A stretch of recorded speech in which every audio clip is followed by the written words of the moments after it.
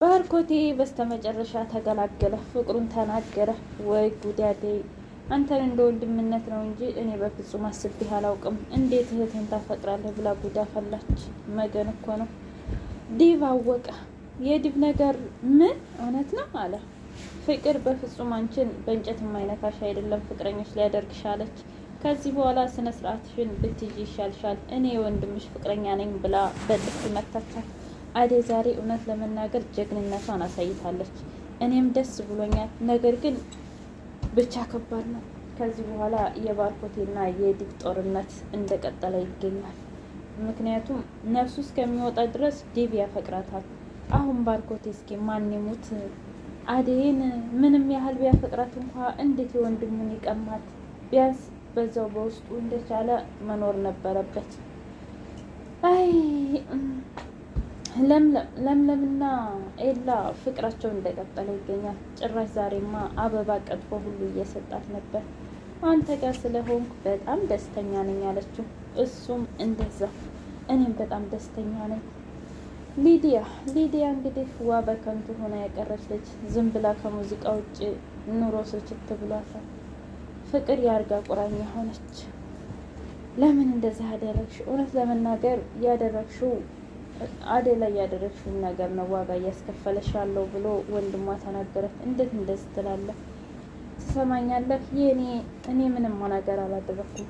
ነገር ግን የአደይና የዛ የደመቀ ስራ ነው ይሄ ሁሉ።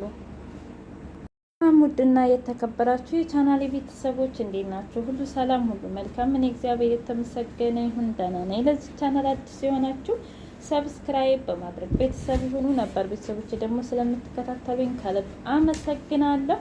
አደይ ድራማ እንደቀጠለ ይገኛል። ፍቅርን መንገድ ላይ ጎዳና ላይ አገኟት። ደመቀና የደመቀ ጓደኛ እንግዲህ አምጥተው ጎዳና ላይ ጥለዋት፣ ከዛም ዴቭና ባርኮቴ አያይዘው ቤት አስገቧት። ከዛም በኋላ አደይ ደግሞ ጠብቃ ሱቅ ውስጥ አንተ ምን አይነቱ ማፈሪያ ነህ? እንዴት አባት የወልዶ አሳድጎህ ምንም ባይወልድህም እንኳ እንደዛ አሳድጎ ተንከባክበህ እንዴት የአባትህን እጅ ትነክሳለህ? ብላ ስትለው አርፈሽ ተቀመጭ፣ ያለፈው አልፏል። ከዚህ በኋላ ግን ይሄ ብርሽ ነውና መውሰድ ያለብሽ ሲላት፣ በፍጹም እኔ አላደርገውም ማለች። ነገርኩሽ፣ ይሄ የገዛ ደመወዝሽ ነው። ፍቅር የሰጠችኝ ያንቺን ብር ነው እና እኔ ነኝ የማውቀው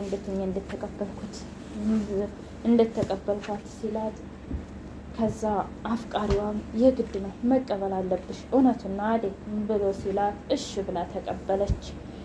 ከዛም በንዴት በብስጭት ሄደችና አደይ ባርኮቴ እንካ ብሩን አለችው። ምንድን ብር ነው? ደመቀ ነው የሰጠኝ። ደመቀ ጋር ዛሬ ተገናኝተን ነበር እና ሰጠኝ። ምን? አዎ፣ ግን እንዴት?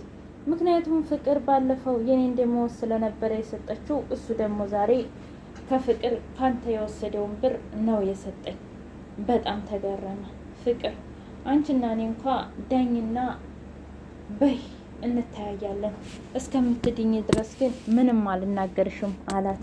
እሷም ፍቅርም ዝም ብላ ተኛች። ክችን አደይ ምግብ እየሰራች ዴቭ መጣና ከኋላዋ እንደማስደንገጥ ሲያደርጋት ውሃ ገለበጠችበት።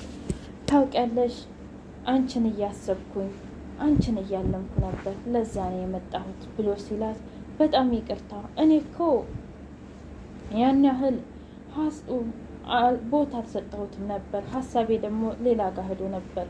እኔ እኮ አፈቅርሻለሁ አደይ፣ ደግሞም ደስተኛ አድርጌ አኖርሻለሁ ብሎ ሲላት፣ አይ ይኸውልህ ዴቭ ሁሉም ነገር ይገባኛል፣ ግን አንተ ደግሞ ሊገባህ አልቻለም። ምክንያቱም እኔ ላንተ ስሜት የለኝ። ስለዚህ እባክህ ዴቭ አሁን ስራ ያልስራበት ብላ ስትል ሊዲያ መጣች። ደግሞ አንተ ምን ትሰራለህ እዚህ ስትለው፣ እኔማ እዚህ እንግዲህ አደይን ያው ህግ ይገርማል፣ ሴት አሰኘህ ያው ሴት ከተባለ እንግዲህ ብሎ ሲል፣ ለማንኛውም ለዚህ ወጣወጥ ለመስራት እንደዛ ከሆነ እንቺ ሽንኩርትና ምግብ ስሪያ ሲላት፣ እኔ በፍጹም ሽንኩርት አላደርገውም አልነካውም ብላ ስትል ሳቁባት።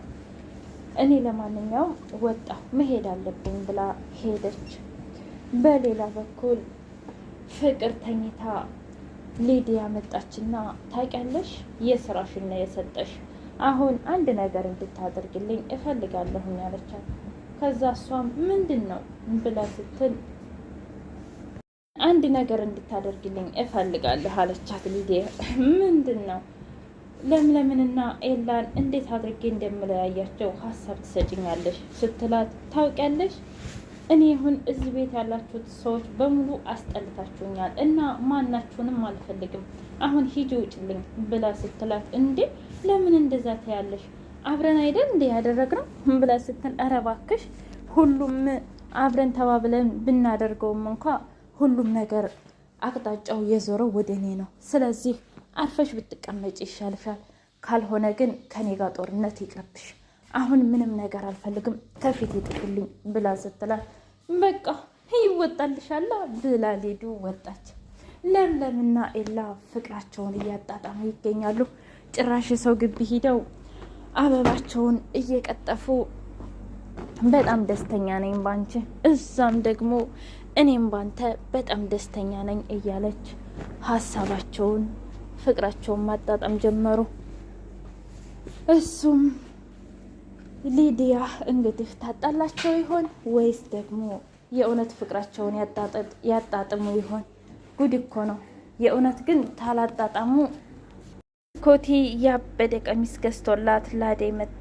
ከዛ አደይ በባለፈው ነገር ባልኩሽ ነገር በጣም ይቅርታ እና ይሄን ቀሚስ ስጦታ ነው ብሎ ሲላት፣ ወይኔ በጣም ያምራል ግን ምንን በማስመልከት ነው ብላ ስትለው፣ እሱንማ አሁን ውጭ ላይ ሻይ ቡና እያልን እነግርሻለሁ፣ ነገር ግን እስካሁን ላደረኩሽ ነገር በጣም ይቅርታ ብሎ ስጦታውን ሰጣት። አደይም እሱን ቀሚስ ፏፍሽ ብላ ለበሰችው። ማዘሯና ብርሃን ጋር ደውላ እናቷንም በጣም አወራች። ያው አስፈላጊ ከሆነ ብር ልካለሁኝ፣ ብር አላችሁ እንዴ ብላ ስትላቸው፣ አዎ አለን፣ ምንም ችግር የለውም። ብርሃኔን አደይ አንቺ የኔ እህት ስለሆንሽ በጣም እድለኛ ነኝ፣ ታውቂያለሽ እኔ ባንቺ በጣም እኮራለሁኝ ብላ አደይ አመጎሰቻት። ከዛ እሷም እኔም በጣም እድለኛ ነኝ የኔ ውድ እህት፣ በጣም ነው የማመሰግነው እያለች በቃ ዛሬ ደግሞ ብታይ ከባርኮቴ ጋር በጣም ቀጠሮ አለብኝ። እውነት? አዎ እያለች ከዛ ፏፍሽ ብላ ስትወጣ አደይ ዝም ብላ ሊዲያን ታያታለች። ሊዲያ ሶፋው ላይ በሙዚቃዋ እየሞዘቀች እየዘለለች ነበር። ከዛ አደይ ሳቀችባት። እንዴ ምን ያስቅሻል? ደግሞስ እንደዚህ ለብሰሽ የትርክጅ ነው ስትላት፣ እኔ አላቅም ባርኮቴ ብቻ እሆነ ቦታ እንሄዳለን ብሏታል አለች። እንሄዳለን ብሎኛል ስትል፣ ኦ እንደዛ ከሆነማ ሻርፑን ግፍፍ አደረገቻት። አረ እንደዛ አትበይ፣ ብዙ ሰው ሊያየን እኮ ይችላል።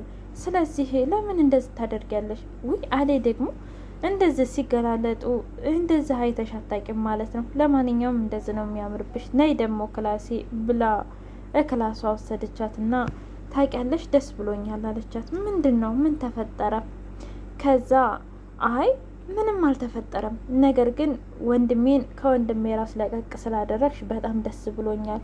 ማለት የወንድሜ ፍቅረኛ እንድትሆኝ አልፈልግም። ማንም ሰው ወንድሜ እንዲወስድብኝ የወንድሜ ፍቅረኛ እንዲሆኑ ሴቶችን አልፈልግም ብላ ስትል፣ በቃ ታውቂያለሽ ሁሉም ሰው ነው በአምሳያው አንድ ነው ብላት ዝም ብላ ሄደች። ነይ አደይ ነይ እንጂ ላስተካክልሽ ብላ ብትል እንኳ በፍጹም ይሻላለቻትም። ዳይመንድ እና የዳይመንድ ጓደኛ ከባርኮቴ ጋር እጅ ለእጅ ተያይዘው እየሄዱ እንዴ በጣም ናፍቃኛለች እያለ ብቅ ስትል ታውቃለህ ከያሸክ ብላ መጣች ከባርኮቴ ጋር። ቆይ ለምንድን ነው ምንሼ ነው ደግሞ እጇን የያዛት ብሎ ሲል ምናልባት ፉንቃ ቢጤ ነዋ እንዴ? በፍጹም እሷማ ፉንቃ ሊይዛት አይችልም። አልገባኝም ማለት እስኪ ተመልከቱ። ማለቴማ የፍቅር ወንድም አይደል? እንደዛ ቢሆን እንግዲህ አደይ ማንንም ሰው እጅ አቅፋም ስማም አታውቅም፣ ነገር ግን ይዛም አታውቅም። አሁን ግን ተመልከታት እስኪ እንዴት ደስተኛ እንደሆነች ብሎ ሲለው ዳይመንድ የብሳ እናድደው። ከዛ ለማንኛውም ናንከተላት ብለው ተከትለው ወደ ሻይ ቡና ቤት ሲሄዱ ከዛ እስኪ ንገረኝ ባርኮቴ፣ ሁለቴ ሙሉ እኮ እጇን ሳማት። እስኪ ምንድን ነው የተፈጠረው ነገር? ማለቴ እነግርሻለሁ ያልከኝን ንገረኝ ብላ ስትለው ታውቂያለሽ ለረጅም ጊዜ ስለምወዳትና ስለማፈቅራት ሴት ስላወራሽ ነበር። ምስጥ ብላ መስማት ጀመረች። ያቺ ሴት አንቺ ነሽ ብሎ ሲላት ምን? እኔ እኮ ከወንድምነት ውጭ አንተን አልፈልግህም። ስለዚህ ለምን እንደዚህ ታደርጋለህ? በፍጹም ይሄን ነገር ካንተ አልጠብቅም ነበር። እንዴ ባርኮቴ በጣም ተናድጃለሁኝ ብለው ጥላው ሄደች። ፍቅርን በጥፊ መታቻትና ታውቂያለሽ እኔ የወንድምሽ ፍቅረኛ ነኝ። ከዚህ በኋላ